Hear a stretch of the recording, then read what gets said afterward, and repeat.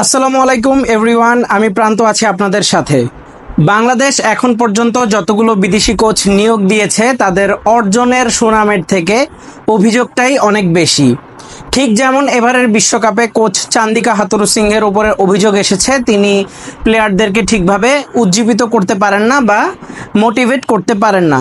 এছাড়াও চান্দিকা হাথুরুসিংহের একটি মন্তব্য ভাইরাল হয়েছে যেটা নিয়ে নানা আলোচনা সমালোচনা চলছে। সেই মন্তব্যটা হচ্ছে যে গ্রুপ পর্ব শেষে হাথুরুসিংহ বলেছিলেন যে বিশ্বকাপের সুপার 8-এ বাংলাদেশ কোয়ালিফাই করেছে, এটাই দলের জন্য অনেক, এবং সুপার 8 থেকে যেই রেজাল্টগুলো পাবে সেগুলো হচ্ছে বোনাস। তার এই মন্তব্য প্লেয়ারদের পারফরমেন্স এবং দলের পারফরমেন্সে একটা বাজে প্রভাব ফেলেছে, এমনটাই ধারণা করা যাচ্ছে। তো হাথুরুসিংহের এই মন্তব্যে বিসিবি কোনো ব্যবস্থা নেবেন কি না এই সম্পর্কে বিসিবির বোর্ড পরিচালক জালাল ইউনুসকে জিজ্ঞেস করা হয়েছিল। তখন তিনি এই ব্যাপারে বলেন যে হাথুরুসিংহ যদি এ ধরনের মন্তব্য করে থাকে এবং তার এই মন্তব্যে যদি প্লেয়ারদের ওপর বা দলের ওপর কোনো বাজে প্রভাব পড়ে, সেটা বোর্ড তদন্ত করে দেখবে এবং সেটার খুঁটিনাটি বোর্ড ব্যাখ্যা করার চেষ্টা করবে।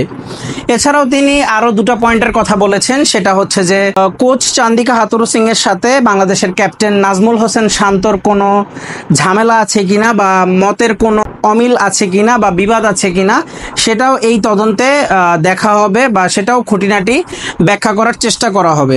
এছাড়াও হেড কোচের সাথে দলের যে 15 জন সদস্য ছিল, এই সদস্যদের বা প্লেয়ারদের কোনো অমিল আছে কিনা বা তারা এই কোচের মতামতের সাথে একমত হতে পারছে কিনা বা তাদের সাথে প্লেয়ারদের সম্পর্ক ভালো কিনা কোচের সাথে, এই ব্যাপারটাও আসলে বোর্ড তদন্ত করে দেখবে, এমনটাই বলেছেন জালাল ইউনুস।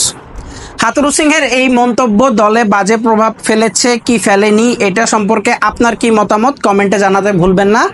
চ্যানেলে নতুন হলে চ্যানেলটি সাবস্ক্রাইব করে আমাদের সাথেই থাকুন, আর যারা এখন পর্যন্ত সাবস্ক্রাইব করেছেন তাদেরকে অসংখ্য ধন্যবাদ। খুব শীঘ্রই দেখা হচ্ছে নতুন কোনো ভিডিও নিয়ে, সেই পর্যন্ত ভালো থাকুন, সুস্থ থাকুন। আসসালামু আলাইকুম।